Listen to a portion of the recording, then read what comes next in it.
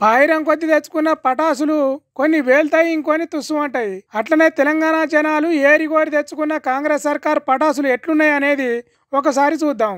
First Hydraa అనే సుతిలి బాంబును సర్కార్ అంటు పెడితే పట్నంలో తుస్సుమని కాంగ్రెస్ సర్కార్ ఇజ్జత్ తీసింది.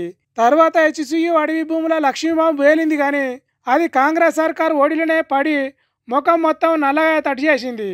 తర్వాత యూరియా బాంబు ఊరూరా వేలకుంటా మండల గ్రామ కాంగ్రెస్ పార్టీ లీడర్ల కన్నులు బైర్లుగా మీద తడి చేసింది. ఇక బీసీ రిజర్వేషన్లు అనే భూచక్రాలు గిర్న తిరిగి దేశం మొత్తం ఎలుగుతాయి కావచ్చని అంటు పెడితే ఆ బీసీ రిజర్వేషన్ల భూచక్రాలు తుస్సుమని కాంగ్రెస్ పార్టీ మీసాలు కవిరిపోయి తడి చేసింది. ఇక కాళేశ్వరం స్కామ్ ముచ్చట వేల్తదా పేలదా తుస్సు అంటదా అనేది ఇంతవరకు తెలియదు. Formula 1 race case bomb, phone tapping case bomb పొగలొస్తున్నాయి తప్ప పేలుతాయో కాలుతాయో తెలుస్తలేదు. ఇట్లా చెప్పుకుంటా పోతే శాన్యం ఉన్నాయి తుస్సు బాంబులు కాంగ్రెస్ సర్కార్ పార్టీ అంటుపెట్టినాయి. ఇక అంటుపెట్టంగానే ఎలుగులు ఇరజిమ్మే కాకర్స్ తీరుగా సన్నబియ్యం కాంగ్రెస్ సర్కార్కు కాసింత కాంతినిచ్చింది. అట్లనే ఇందిరమ్మ ఇండ్ల పథకం జరంత పేదోళ్లకు మేలు చేసేదాని తీరుగా ఊర్ల పొంటి కుక్కషేర్ల తీరుగా చిటపటమని పేలుతున్నాయి. ఫ్రీ బస్సు ఆడోళ్లకు జరంత ఆసరైనట్టు రయ్యి అని ఆకాశానికి ఎగిరిన తారాజువాల తీరుగా ఎగిరింది. నిరుద్యోగులకు నౌకర్లు ఇచ్చుట్ల లక్ష్మీ బాంబులు తెలంగాణ అంతటా డామ్ అని పేలినాయి. ఉచిత కరెంటు 200 యూనిట్లు, ఇంటింటికి కరెంటు దీపాల తీరుగా వెలుగుతున్నది. యువకిట్లా కొన్ని డామ్ అని పేలితే ఇంకొన్ని తుస్సు అని ఫెయిల్ అయినాయి కాంగ్రెస్ సర్కార్ల. ఆహా, నెత్తికి రంగురంగుల రుమాలు చుడితే గుర్తుపట్టకుండానే అయింది కదా మాజీ మంత్రి హరీష్ రావు సారు. దీపావళి నాడు చార్మినార్ భాగ్యలక్ష్మి అమ్మవారికి పూజలు చేస్తానికి యువకిట్లా నెత్తికి రంగురంగుల రుమాలు చుట్టి తల్లిని చేరుకున్నాడు. తర్వాత భాగ్యలక్ష్మి అమ్మవారికి పూజలు చేసి తెలంగాణ పబ్లిక్ కు దీపావళి శుభాకాంక్షలు చెప్పిండు. పూజలు చేసిన తర్వాత విలేకరులతో మాట్లాడుతుంటే మంత్రి సీతక్క హరీష్ రావు చెప్పింది అంతా అబద్ధం అని చెప్పింది కదా, అదే కొండా సురేఖ బిడ్డ మాట్లాడిన దాని మీద దానికి మీరేమంటారని విలేకరులు అడిగితే ఏంటిది అనేటువంటిది నేను చెప్పాల్సిన అవసరం లేదు. వారి మంత్రివర్గ కుటుంబ సభ్యులే ఉన్న విషయాలన్నీ కూడా బయట పెట్టారు. ముందు దాని మీద వాళ్ళకి సమాధానం చెప్పమనండి. గన్ను ఎవరు తెచ్చారో సమాధానం చెప్పమనండి. ఇవాళ ఎందుకు పారిశ్రామికవేత్తలకు తుపాకులు పెట్టి అక్రమ వసూళ్లు చేస్తున్నారో దానికి సమాధానం చెప్పండి. ఎండోమెంట్ ల్యాండ్ విషయంలో ఆవిడ చేసిన ఆరోపణల మీద ఒక సిట్ వేయండి, లేదా ఒక జ్యుడిషియల్ ఎంక్వైరీ కమిషన్ వేసి మన న్యాయం మీద వాస్తవాలు బయటకు తెచ్చే ప్రయత్నం చేయండి. ఎందుకు దాన్ని హషప్ చేసే ప్రయత్నం చేస్తున్నారు? ఇలా 3-4 అంశాల మీద అక్కడ ఆరోపణలు వచ్చినాయి.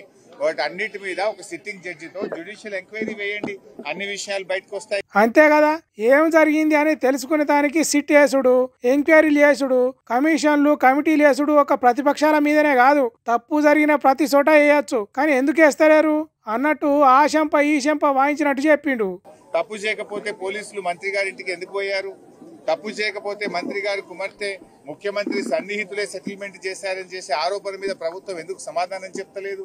ఇలా హైదరాబాద్ గుండా రాజ్యంగా మార్చారు. ఒకప్పుడు బీఆర్ఎస్ ప్రభుత్వము పెట్టుబడులకు స్వర్గధామంగా మారుస్తే మీరు గన్ కల్చర్లు పెట్టి పెట్టుబడిదారుల దగ్గర అక్రమ వసూళ్లు చేసి వాటాల్లో పంచుకోవడంలో తేడాలు వచ్చి మీరు తన్నుక చేస్తున్నారు. గుండాగిరి బెదిరించి పైసలు వసూలు చేసుడు, గన్నులు పట్టుకొని తిరుగుడు, గ్యాంగులు మెయింటైన్ చేసుడు, లంగదందాలు చేసేటోళ్ళ చేతుల పవర్ ఉంటే ఏం చేస్తారో అదే చేస్తున్నారు కాంగ్రెస్ పార్టీ వాళ్ళు అన్నట్టు చెప్పిండు హరీష్ రావు సారు. వ్యాపారాల పెంపు పరిశ్రమల పెంపు మేము చేస్తే కాంగ్రెస్ పార్టీ వాళ్ళు మేము పెంచిన దాన్ని తుంచే పని చేస్తున్నారు అన్నట్టు చెప్పిండు. బాధపడుతున్నారు, ప్రజలు ఆలోచిస్తున్నారు. బీఆర్ఎస్ హయాంలో రెడ్ కార్పెట్ వేసి పెట్టుబడిదారులను ఆహ్వానించింది బీఆర్ఎస్. కానీ ఈ రోజు మీరేం చేస్తున్నారు? ఆ పెట్టుబడిదారులను తుపాకులు పెట్టి బెదిరించి ఒక గన్ కల్చర్ ని తెచ్చారు. మీరు ఆ రోజు మేమేమో అగ్రికల్చర్ ను పెంచాం, మీరేమో గన్ కల్చర్ ను పెంచుతున్నారు. మీకు మాకున్న తేడా అదే. మరి అంతే కదా, అగ్రికల్చర్ కు గన్ కల్చర్ కు మస్తు తేడా ఉన్నది. ఒకటి కడుపు నింపితే ఇంకొకటి కడుపు కొడుతుంది. అట్లా వ్యాపారాలు చేసుకునేటోళ్ళ కడుపు కొట్టే పని చేస్తున్నదట కాంగ్రెస్ పార్టీ వాళ్ళు. అట్లనే ఓ రౌడీ షీటర్ కానిస్టేబుల్ చంపిన దాని మీద కూడా మాట్లాడిండు. మొన్ననే చూసాం, ఒక రౌడీ షీటరు ఒక పోలీస్ కానిస్టేబుల్ ని చంపడం జరిగింది. ఇది చాలా దురదృష్టకరమైన సంఘటన. అంటే హోంమంత్రిగా ముఖ్యమంత్రి ఉన్నారు, ముఖ్యమంత్రి హోంమంత్రి ముఖ్యమంత్రి. కానీ ఇలా ప్రజల్ని రక్షించాల్సినటువంటి పోలీసులకే రక్షణ లేకుండా పోయింది రాష్ట్రంలో. అంటే ప్రభుత్వం పూర్తిగా శాంతి భద్రతల్ని నెలకొల్పడంలో, ప్రజలకు రక్షణ కల్పించడంలో ఈ ప్రభుత్వం పూర్తిగా విఫలమైపోయింది. ఇవాళ నిజంగా ఒక కానిస్టేబుల్ మరణించడం అనేది చాలా చాలా బాధాకరం. నిజానికి నైతిక విలువలుంటే బాధ్యతలుంటే ఆ రోజుల్లో హోంమంత్రులు రాజీనామా చేసేవాళ్ళు. కానీ ఈ ముఖ్యమంత్రికి అట్లాంటి ఏమి లేవు. ఇవాళ ఈ రాష్ట్రంలో శాంతి భద్రతలు తగ్గిపోయి గుండాల రాజ్యం వస్తూ ఉంది ఎక్కడ చూసినా కూడా. ఇలా ఇది అంతా కూడా కంట్రోల్ చేయాల్సినటువంటి అవసరం ఉంది. మరి పోలీసులు ఇలా ప్రజల ప్రాణ మాన రక్షణను కల్పించేటువంటి పోలీసులకు ఇలా రక్షణ లేని పరిస్థితులు ఈ రాష్ట్రంలో ఏర్పడడం అనేది చాలా దురదృష్టకరం. మరి అమ్మవారిని కూడా మేము ప్రార్థిస్తాం, రాష్ట్రంలో మరి ఇంకా శాంతి భద్రతలు నెలకొల్పాలి, రాష్ట్రంలో ఇంకా మంచి అభివృద్ధిలో ముందుకు సాగాలి అని చెప్పి అమ్మవారిని కూడా ప్రార్థిస్తాం. రేవంత్ రెడ్డి సర్కార్కు ఓ దిక్కు సురుకులు పెట్టుకుంటేనే ఇంకో దిక్కు అందరు మంచిగా ఉండాలి, తెలంగాణ ఇంకింత ముందడికి పోవాలి అని అమ్మవారికి మొక్కుకున్నాడట.